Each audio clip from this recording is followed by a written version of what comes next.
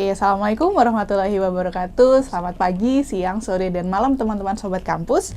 Kita kembali lagi pada sesi podcast Umsida Menyapa. Hari ini bersama saya Ninda Ardiani, salah satu dosen muda yang ada di Umsida. Dan kebetulan hari ini juga kita kedatangan dua tamu spesial. Sangat-sangat spesial. Spesialnya bukan pakai martabak, bukan pakai telur 2, tapi pakai 3 di sini. Siang ini kita akan berbicara akan mengenal lebih lanjut tentang prodi perbankan syariah. Oke, sebelum itu kita nyapa dulu pemateri atau narasumber yang hebat-hebat hari ini. Kita punya Pak Erik. Pak Erik ini adalah Kepala Cabang BSI Waru, ya Pak? Sidoarjo Gateway Waru, dan juga Ibu kita tersayang, Ibu Kaprodi, Bu Fitri Nur Latifah, yang sedang berjuang untuk segera menuntaskan sekolahnya di S3.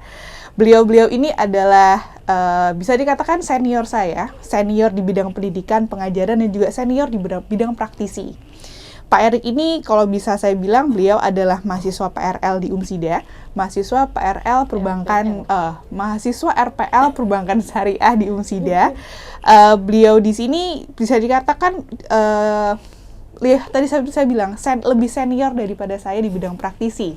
Saya baru lulus kuliah tahun 2019, Pak Erik sudah bekerja di Bank BSI Syariah pada tahun itu juga. Jadi nggak salah nih kalau misalkan hari ini kita bisa bincang-bincang tentang perbankan syariah. Oke, selamat siang Pak Erik, sehat-sehat ya Pak? Assalamualaikum warahmatullahi wabarakatuh. Waalaikumsalam. Nggih, Pak Erik. Kalau kita bicara perbankan syariah, Pak, sekarang kita sudah bicara perbankan syariah itu sudah satu terobosan. Kalau dulu kita mundur 20 tahun yang lalu lah, sekitar awal tahun 2000-an, kita masih belum familiar dengan perbankan syariah. Sekarang perbankan syariah sudah menjamur di mana-mana. Dan sekarang perbankan syariah itu bukan lagi sebagai alternative choice, tapi sudah jadi first choice. Gitu kan. Perbankan syariah juga bukan lagi kita bicara ini adalah bank-banknya orang muslim. Tapi perbankan syariah juga sudah banyak nih orang-orang yang non-muslim yang nabung, yang berkecimpung di dunia investasi syariah. Nah, semakin berkembang terus ke sini, kebutuhan SDM juga semakin banyak, Pak. Nah, karena Pak Erik di sini adalah kepala cabang nih, Pak, pasti kan juga berhubungan dengan SDM. Kalau kita bicara SDM yang ada di perbankan, isu-isunya itu banyak nih orang-orang yang bukan lulusan ekonomi bisa kerja di bank. Akhirnya orang-orang sekarang beranggapan kalau saya mau kerja di bank, saya lulusan peternakan, saya bisa nih. Nah, menurut Pak Erik nih, gitu kan, sebagai kepala cabang, kalau kita bicara tentang kebutuhan SDM, itu kira-kira apa sih Pak yang dibutuhkan oleh perbankan syariah sekarang ini? Makasih Bu Ninda ya. Jadi pas ini saya didampingi juga sama Bu Kaprodi, Bu Fitri yang sudah lama di dunia pendidikan. Tentu juga mungkin nanti diskusi kita bisa saling mengisi, melengkapi. Jadi kalau secara pengalaman mungkin belum terlalu lama ya, saya di perbankan syariah udah 17 tahun. 17 tahun Pak. Jadi hampir antara 16 sampai 17 tahun ya. 2007 tepatnya 2007, saya di perbankan syariah. Jadi ya sedikit banyak mungkin saya merasakan bagaimana metamorfosis perkembangan perbankan syariah secara umum ya. Saya pikir apa yang disampaikan oleh Bu Ninda tadi relevan ya. Hari ini bank syariah sudah tidak lagi dipandang sebagai sesuatu yang sebelah mata. Kalau dulu mungkin isu accessibility ya, akses itu sulit ya. Banyak blank spot di kota dan kabupaten tidak ada bank syariahnya. Saya pikir isu itu sekarang sudah kurang relevan karena bank syariah hari ini sudah bisa didapatkan di banyak kota kabupaten yang dulunya mungkin susah diakses begitu ya. Secara aset juga sekarang bank syariah sudah masuk papan atas gitu ya. Seperti contoh lah case salah satu bank syariah sekarang secara aset tuh antara aset ke-5 dan ke-6 naik turun ya. Berarti top 5 ya Pak top ya? 5 ya. Secara keseluruhan Indonesia. Secara keseluruhan, betul. Bank-wide secara keseluruhan di seluruh Indonesia. Sehingga dari sisi perkembangan industri perbankan syariah ini tentu juga akan linear terkait dengan isu SDM ya. Isu kebutuhan SDM yang tentu ke depan kebutuhan terkait dengan SDM ini menjadi sesuatu yang sangat krusial ya. Baik dari sisi jumlah maupun juga dari sisi kompetensinya. Gitu ya. Itu dua hal yang menurut saya krusial sekali. Dari sisi jumlah, saya pikir hari ini pemerintah sudah memiliki goodwill yang cukup baik, dibuktikan dengan satu kebijakan strategis di mana bank-bank syariah milik BUMN itu di-merger. Ya. Dalam beberapa hal saya pikir ini menjadi solusi, di antaranya percepatan size bisnis, aset, dan seterusnya. Yang kedua, ya ini juga bagian daripada meningkatkan competitiveness secara global ya. Karena memang visi salah satu bank syariah, sebutlah BSI contohnya, kebetulan saya ada di sana begitu ya. Itu memang visinya ingin menjadi top 10 global syariah global Islamic Bank ya. Nah, saya pikir ini bagian daripada proses akselerasi. Berikutnya sekarang juga mulai bermunculan isu-isu terkait dengan rencana merger beberapa bank syariah juga. Itu yang lagi sedikit lagi gonjang-ganjing juga kan. Betul, lagi hangat ya. Hangat. Ya. Terus beberapa UUS juga sekarang mau jadi BUS juga. Nah, sebelum dilanjutkan, UUS itu apa sih, Pak? UUS itu apa? Undang-undang UUS itu jadi secara umum entitas perbankan syariah itu dibagi menjadi dua, unit usaha syariah dan bank umum syariah. Kalau unit usaha syariah itu masih dalam bentuk divisi syariah di bawah bank induknya, ya, di bawah bank induknya, dan itu cukup banyak masih jumlahnya di Indonesia. Kalau bank umum syariah dia sudah terpisah, spin off gitu ya, dia sudah terpisah, punya manajemen tersendiri, direksi tersendiri, komisaris sendiri. Nah, kaitannya dengan SDM, tentu menurut saya tidak bisa dipungkiri pasti kebutuhan SDM akan meningkat ya ke depan, dan menjadi hal yang mungkin hari ini sangat penting untuk sama-sama kita ketahui. Ternyata memang bank syariah itu trennya melakukan proses mekanisme seleksi karyawannya melalui beberapa pendekatan. Terutama sekarang yang paling cukup sering dilakukan oleh bank-bank itu mereka langsung turun ke kampus-kampus. Jemput bola gitu semacam itu. Betul, Bu Fitri. Jadi jemput bola ke kampus-kampus, mereka kemitraan, kolaborasi, bikin event-event, sekaligus juga menjaring mahasiswa-mahasiswa potensial ya. Mahasiswa-mahasiswa potensial.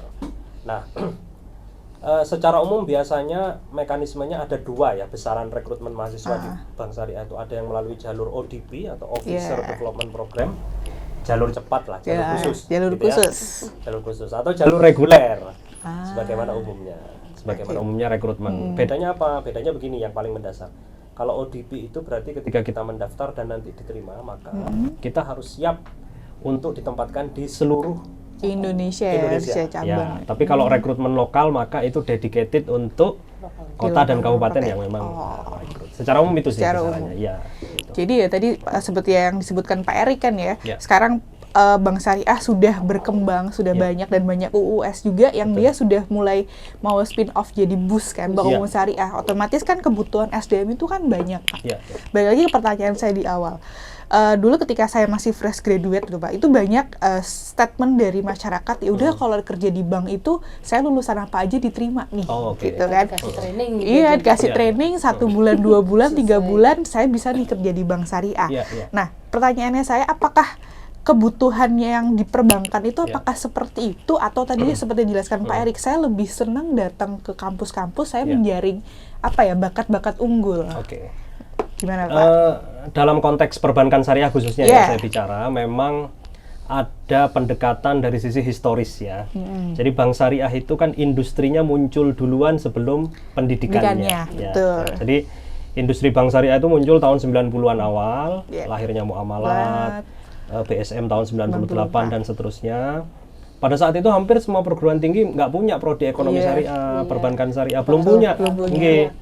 Sehingga wajar SDM angkatan pertama dan kedua itu SDM yang multidisipliner gitu kira-kira ya. Ternakan, pertanian, ya. Teknik dan lain sebagainya. Bahkan bidan ada. Bidanan itu daftar jadi teller di bank dan seterusnya ya. Tapi makin ke belakang, Bu Ninda, Bu Fitri, kesadaran industri perbankan syariah akan kebutuhan SDM yang kompatibel dengan kompetensi khusus dunia perbankan syariah itu makin tinggi. Sehingga kalau kita lihat tren 5 tahun terakhir ini, maka rekrutmen itu hampir sebagian besar kalau saya lihat itu rata-rata backgroundnya ekonomi Islam atau perbankan syariah. Berarti sudah khususonnya itu ya, sudah ada khusus ya. Walaupun tidak bisa kita pungkiri, karena begini, kalau mungkin saya gunakan analogi sederhananya begini. Taruhlah contoh BUMN lain ya, seperti dunia pertambangan, Pertamina dan seterusnya. Tentu kan seperti di maskapai penerbangan kan tidak hanya butuh mereka yang lulusan teknik penerbangan. Betul. Butuh akuntan begitu ya, butuh frontliner yang tidak mungkin frontliner itu backgroundnya dari teknik penerbangan dalam tanda kutip. Nah, di dunia perbankan juga hampir sama sebenarnya. Ada beberapa bagian-bagian yang memang membutuhkan kompetensi khusus. Contoh mereka-mereka yang ditempatkan di posisi legal. Maka secara mandatori backgroundnya memang harus hukum, gitu ya, legal. Terus yang kedua, semisal di bagian appraisal, walaupun ini opsional sifatnya, tapi sebagian besar biasanya preferensinya itu cari mahasiswa yang punya keahlian di bidang sipil atau arsitektur. Karena kan ilmunya meramal fisik, gitu ya. Secara kompetensi yang dibekali keilmuan itu kan mereka-mereka yang punya background sipil. Mereka tahu tuh jendela kalau spesifikasinya begini harganya sekian, genteng segini. Di ekonomi Islam sama perbankan nggak ada. Sisanya menurut saya hari ini trennya, saya katakan tren, bukan mutlak begitu ya. Saya perhatikan cukup banyak kesadaran dari industri perbankan syariah itu mengambil SDM yang memang punya kompetensi khusus. Berawal dari kesadaran sederhana begitu ya. Kalau mahasiswa perbankan syariah, ekonomi syariah, mereka sudah biasa role play bank syariah. Kita kan nggak perlu lagi ngajarin training ngajari tadi dari nol, itu. ngajari dari nol. Mungkin tinggal skripnya saja disesuaikan. Misal mereka juga dibekali dengan kompetensi analisa kualitatif kuantitatif pembiayaan, kebutuhan pembiayaan, mereka juga sudah dibekali.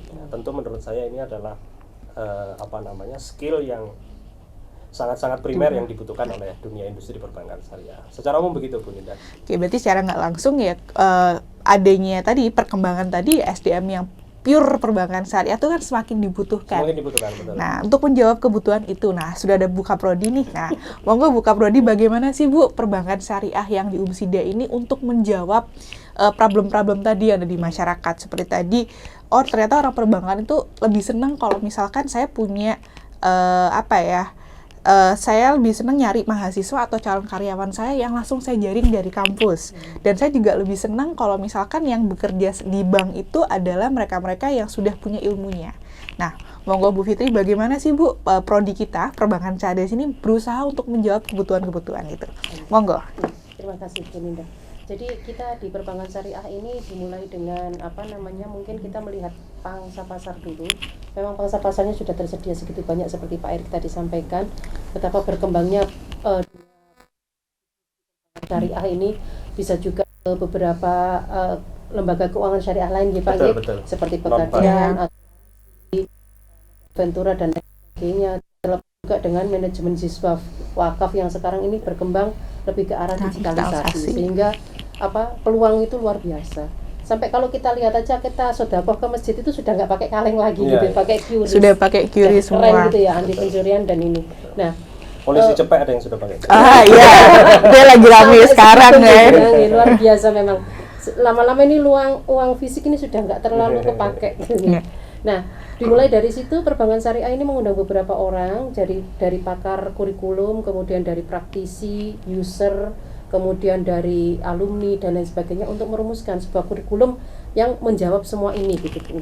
Jadi kurikulum kita sudah kita susun dengan rapi untuk menjawab semua kebutuhan. Di samping itu mahasiswa juga kita bekali dengan soft skill. Karena anak-anak ini mungkin harus tampil good looking gitu di depan kalau ada di frontliner ataupun menyambut tamu dan lain sebagainya, kita bekali dengan semacam beauty class ataupun bagaimana berpenampilan, role play, bagaimana menjawab salam, bagaimana menawarkan produk dan lain sebagainya, itu kita bekali juga.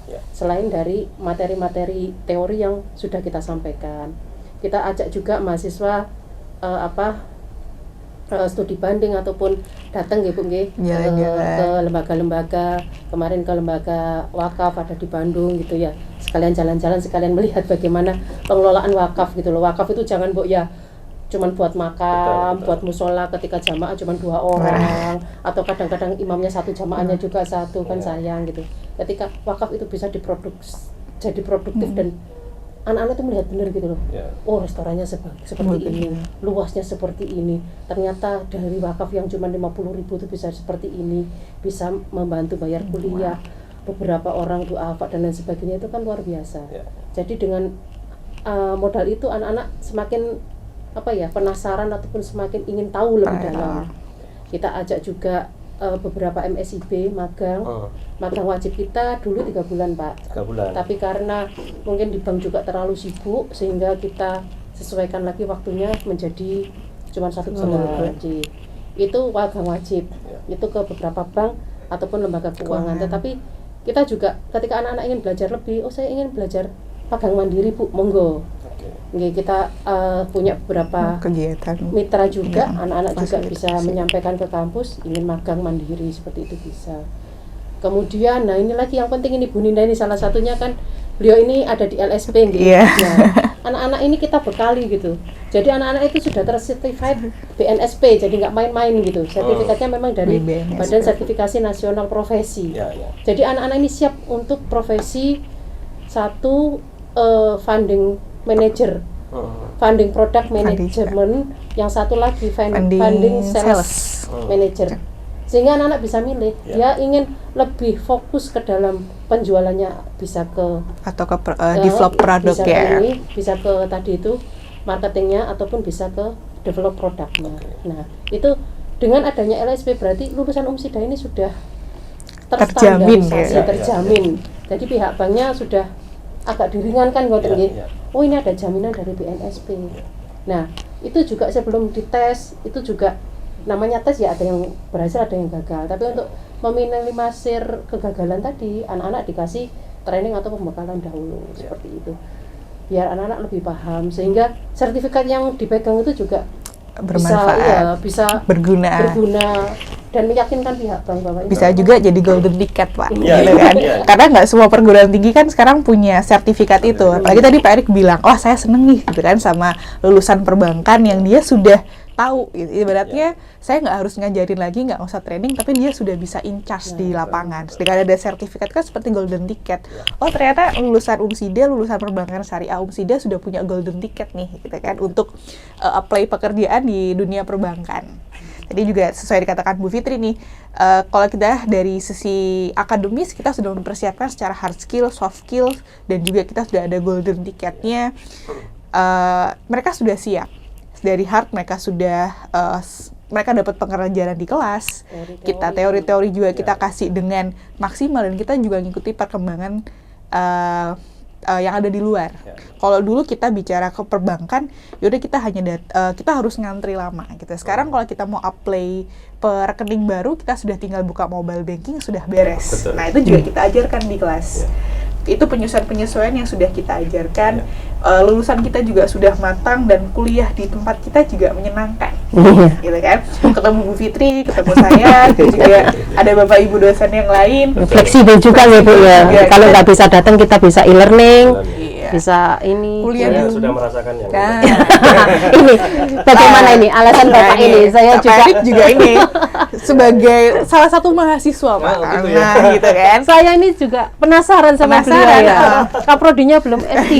Nah, mahasiswanya sudah S3. Jadi bongkar rahasianya. Ya.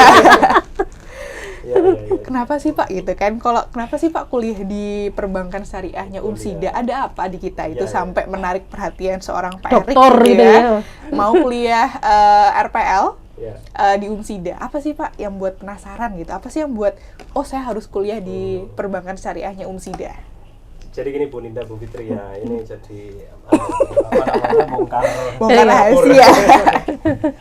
Saya itu selain praktisi sebenarnya, saya praktisi, tapi hobi saya itu sharing ya. Okay. Jadi kalau di perbankan syariah sejak dari dulu sudah 3 alma mater bank syariah saya gitu ya. Biasanya kalau ada rekrutmen karyawan baru, itu kayak semacam matrikulasi lah ya, kalau di kampus itu karena backgroundnya tadi macam-macam, ada pertanian, hukum dan seterusnya, maka saya sering bertugas untuk memberikan training standarisasi kompetensi mereka. Pemahaman mulai dari dasar produk seperti apa, akad-akad seperti apa, hal-hal yang sifatnya pengembangan produk dan seterusnya begitu ya. Jadi mungkin praktisi tidak banyak yang sekolah kebetulan ya, maksudnya yang sekolah lanjut ya. Sekolah lanjut. Karena memang Waktunya sibuk mungkin Pak. Iya. Mungkin waktunya Pindah-pindah sibuk, terus gitu. ini mobile. Ya, kebetulan kan memang S1 saya manajemen ya dulu. Oke. Lahir di era atau saya sekolah S1 dulu di era belum ada prodi ekonomi Perbankan syariah, syariah. perbankan syariah. S2 juga manajemen. S3 baru saya banting setir, belajar ekonomi Ekonomi syariah. syariah. Walaupun dengan background praktisi tentunya ya. Ekonomi syariah. Lalu mungkin yang pertama saya hobi sekolah kayaknya. Itu sepertinya Semoga jadi hobi Iya. mahasiswa kita ya Bu. nggih. Jadi hobi sekolah, mungkin motivasi utamanya saya itu ingin menyepakati anak-anak saya lah ya yang pertama. Kalau pendidikan itu penting dan ternyata memang pendidikan itulah yang insya Allah memberikan kontribusi besar bagi kita gitu ya. Setelah saya lulus S3 saya merasakan kayaknya saya perlu belajar lagi nih hal-hal yang sifatnya basic lah gitu ya. Terkait dengan ekonomi syariah, perbankan syariah, karena secara kebetulan memang dunia saya sebenarnya bukan hanya di perbankan syariah, saya juga ketua Nadhir Wakaf. wah ini Saya juga ketua Yayasan Lembaga Amil Zakat Zakat. Nasional LMI gitu ya. Sehingga di tengah jalan mungkin ada banyak hal yang kadang-kadang saya itu menemukan inspirasinya bukan di dunia industri, tapi di dunia akademik, Akademik, gitu ya. Diskusi dengan dosen, diskusi dengan mahasiswa dan seterusnya. Saya pikir relevan tadi seperti yang disampaikan oleh Bu Ninda, Bu Fitri, di Umsida ini luar biasa, sudah dibekali dengan sertifikat kompetensi, ya. Bank-bank itu juga melakukan inovasi produk yang tidak Yang berkembang terus. Iya, cepat ya, juga terus ini. berkembang. Contoh sekarang ini ada namanya produk, kalau dulu kita dengar ada cash wakaf link suku, Iya. sekarang ada namanya cash wakaf Wakaf link deposito. yang paling baru itu ya Pak ya, betul ya. Mauquf alaihnya untuk beasiswa pendidikan. Baru pilot project sekarang untuk satu kampus, satu universitas. Kalau itu sukses nanti Akan Bisa berkembang lagi berlanjut yang gitu. lain. itu bisa menjadi konsideran untuk bisa dikembangkan di kampus-kampus yang lain. Saya pikir ini bagian daripada bentuk sinergi antara dunia praktisi dan dunia pendidikan. Saya yakin produk-produk seperti ini lahir dari hasil diskusi antara industri dan pendidikan, kolaborasi industri dan dunia pendidikan. Jadi yang pertama hobi saya itu sekolah. Nah, yang kedua, kenapa kok pilih Umsida? Nah Gitu itu ya. Pilihan mungkin banyak ya. betul. Yang pertama mungkin kemudahan dalam hal belajar atau lebih mudah bahasa lainnya fleksibilitas dalam hal belajar. Kami yang di industri perbankan atau yang sedang bekerja ini tentu tidak punya keleluasaan waktu sebagaimana umumnya Mahasiswa fresh grade ya, gitu ya. Sehingga satu hal yang paling menjadi daya tarik buat saya adalah Umsida ini sepertinya inisiator program RPL. Ya, saya udah dengar sih RPL di kampus-kampus lain, tapi yang serius sampai brosurnya ada, paket-paketnya jelas dan seterusnya. Biayanya juga terjangkau. Biayanya terjangkau, clear, transparan. Itu Umsida saya perhatikan. Sebenarnya waktu itu saya membandingkan banyak kampus. tapi hanya kampus yang lain hanya cerita saja ada RPL begini-begini. Saya tidak mendapatkan gambaran yang utuh. Tapi ketika saya buka brosur dan saya baca brosurnya Umsida, menurut saya clear, tidak ada yang perlu saya klarifikasi. Gitu ya, tidak ada yang perlu saya klarifikasi. Jadi itu yang pertama, yang kedua, yang ketiga itu deh ya. Yang ketiga, saya pikir nama Universitas Muhammadiyah Sidoarjo ini garansi lah ya, menurut saya ya. Jadi universitas di bawah Perserikatan Muhammadiyah, dan sama-sama kita ketahui banyak kampus-kampus Universitas Muhammadiyah di banyak kota itu saya pikir jaminan kualitasnya standar begitu ya, sehingga ini juga menjadi salah satu stimulus kuat bagi saya untuk memilih Umsida. Itu Oke, berarti tadi ya karena keterbukaan informasi, transparansi. Transparansi. Kalau kita di perbankan Transparansi. kan pasti tanya transparan nggak tuh, gitu kan? Dan nggak hanya di perbankan syariah, kita nggak hanya berbicara tentang perbankan ya Bu Fitri ya. Teman-teman juga dibekali bagaimana itu manajemen yang ada di lembaga siswa. Ya. Terus juga bagaimana teman-teman dibekali juga tentang lembaga keuangan mikro. Tadi seperti nyambung sedikit dari Bu Fitri, teman-teman sekarang itu hebat-hebat loh Pak. Mereka tanpa kita minta untuk magang, mereka sudah bisa nyari sendiri gitu. Oh, saya mau magang di sini, dan mereka sudah tahu ketika magang saya punya bekal untuk tugas akhir seperti ini. Mereka sudah berkembang, sudah fleksibel, dan dalam artian mereka juga mengikuti perkembangan zaman. Gitu kan. Dan mahasiswa juga yang namanya mahasiswa ada plus ada minusnya. Mereka kalau semakin kita dorong, ada yang mereka semakin cepat, ada yang semakin mereka terbebani. Tapi kalau misalkan mahasiswa UMSIDA, teman-teman yang perbankan syariah, saya rasa mereka itu semakin didorong semakin cepat. Ya. Kalau menurut saya. Oke. Mungkin dari Bu Fitri tuh teman-teman nih Bu gitu kan untuk menyongsong kan kita punya tagline Indonesia Emas 2045 gitu kan. Kira-kira apa sih Bu yang bisa dikasih nih untuk praktisi di sini dan juga untuk calon-calon mahasiswa nanti, kira-kira untuk menyongsong Indonesia Emas 2045, prodi kita, prodi perbankan syariah, apa sih Bu yang disiapkan untuk bisa menghadapi itu? Monggo Bu. Terima kasih Mbak. Jadi ini kita memang untuk menghadapi era yang di Indonesia Emas itu, kita kemarin dikumpulkan oleh pihak rektorat, memang diadakan untuk redesign untuk kurikulum kita Pak, untuk menyambut era yang akan lebih ke depan lagi, sehingga kita menyesuaikan kurikulum kita, sehingga anak-anak ini bisa belajar tidak hanya di kelas, jadi di luar kelas dengan MPKM dengan 9 BKP-nya, dan alhamdulillahnya mahasiswa perbankan syariah itu sangat aktif, sehingga di 9 BKP itu ikut semua, sampai kampus mengajar itu diikuti juga. Saking semangatnya. Dan itu bisa dikonversikan ke beberapa mata kuliah, ada maksimal 20 SKS. Yang terakhir ini malah alhamdulillah sekali anak-anak bisa belajar sampai ke Malaysia. Untuk S1 ikut kegiatan matching fund, dosen kita alhamdulillah dapat, Pak Ruslian Nurmaika mendapatkan hibah matching fund, sehingga bekerja sama dengan Malaysia, itu 6 mahasiswa kita ke Malaysia juga untuk belajar di Muamalat Malaysia. CIMB Bu. CIMB Malaysia. Sama Muamalat Jakarta ya. Iya, Muamalat Jakarta. Di Jakarta Bank Muamalat ikut juga ke sana, kemudian ke CIMB di Malaysia. Kemudian ada pertukaran mahasiswa juga ke Uniza, Sultan Zainal Abidin di Malaysia, itu ada 2 mahasiswa perbankan syariah juga ikut ke sana. Mereka belajar tentang culture di sana, kemudian tentang tata kelola dari kampus di sana seperti apa, kemudian diajak ke pasar-pasar tradisional dan lain sebagainya. Kemudian ada yang pertukaran pelajar di Aceh sana, dia ke Aceh, ke Jember dan lain sebagainya. Kemudian ada MSIB, ada di beberapa perusahaan, beberapanya di fintech syariah. Kemudian lulusan kita juga ada yang dapat beasiswa S2 di INCAIF, di Malaysia juga full. Kemudian langsung setelah atau sebelum wisuda, dia sudah direkrut oleh Etis, sehingga sekarang di fintech syariah juga dapat posisi yang alhamdulillah luar biasa membanggakan kita semua gitu ya.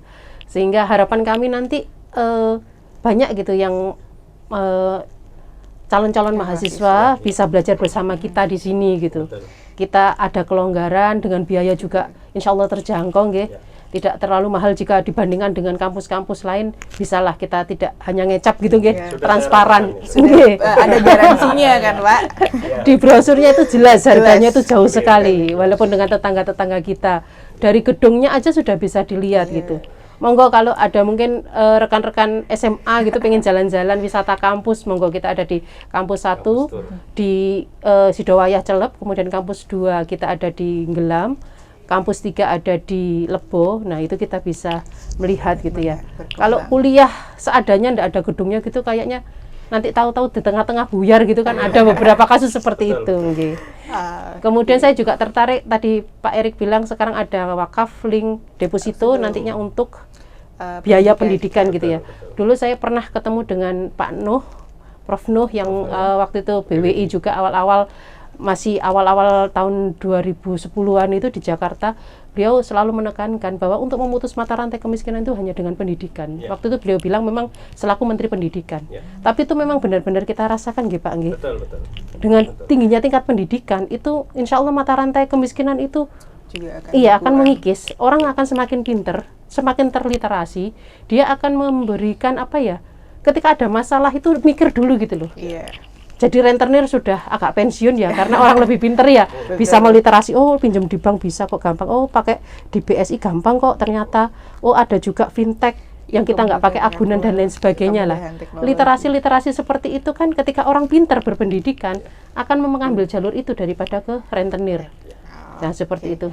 Oke, di stop dulu Bu Fitri, soalnya kalau teman-teman kalau ingin lebih lanjut tahu nih penjelasannya Bu Fitri tadi tentang kas lingkar wakaf deposit, juga renter dan sebagainya, monggo teman-teman bisa daftar di Prodi Perbankan Syariah untuk tahun ajaran 2024-2025. Untuk info lebih lanjut, teman-teman bisa ngelihat di admisi.umsida.ac.id. Jika teman-teman ada pertanyaan lebih lanjut, silahkan langsung ke admisi aja. Dan kita juga di sini dari Bu Fitri, saya selaku dosen, kita juga di sini terbuka jika dari teman-teman sobat kampus ada yang ingin tanya-tanya gimana sih prodi perbankan syariah, atau dari teman-teman sobat kampus juga ada yang penasaran gimana sih sama kuliah di Umsida, bisa dicek di website tadi admisi.umsida.ac.id, ada call centernya, ada Instagramnya, media sosialnya lengkap. Kalau teman-teman mau kepo, mau stalker, silahkan. Gitu. Oke, mungkin mau tanya mahasiswanya juga boleh. Iya, mau tanya mahasiswa, mau nyari pasangan hidup di Umsida gitu, silahkan. Itu bonus. Itu bonus ya. Oke. Mungkin itu podcast singkat kita siang ini. Jika teman-teman tadi seperti saya bilang ada pertanyaan lebih lanjut, bisa langsung disambungkan ke admisi.umsida.ac.id. Websitenya sudah lengkap, informasinya lengkap. Tadi katanya Pak Erik juga dengan ngelihat brosurnya Umsida aja sudah tanpa ada keraguan saya mau kuliah di Umsida. Dan teman-teman sobat kampus yang di rumah dimanapun berada, kalau misalnya penasaran dengan menggunakan kekuatan stalkernya, silahkan untuk ngecek website ataupun media sosial di admisi.umsida.id untuk info pendaftaran mahasiswa baru. Oke, terima kasih Pak Erik, terima kasih Bu Fitri, sharing-sharing kita. Semoga siang hari ini bermanfaat dan juga teman-teman sobat kampus di sana juga semakin terinspirasi dengan untuk kuliah di Umsida. Sekali lagi, kuliah di Umsida itu tidak susah, menyenangkan, fleksibel, dan juga kita di sini friendly. Oke, terima kasih. Saya cukup sekian. Terima kasih Pak Erik, Bu Fitri. Sekian. Saya Ninda Ardiani, sini pembawa acara. Saya undur diri dulu. Terima kasih. Wassalamualaikum warahmatullahi wabarakatuh. Waalaikumsalam. Warahmatullahi wabarakatuh.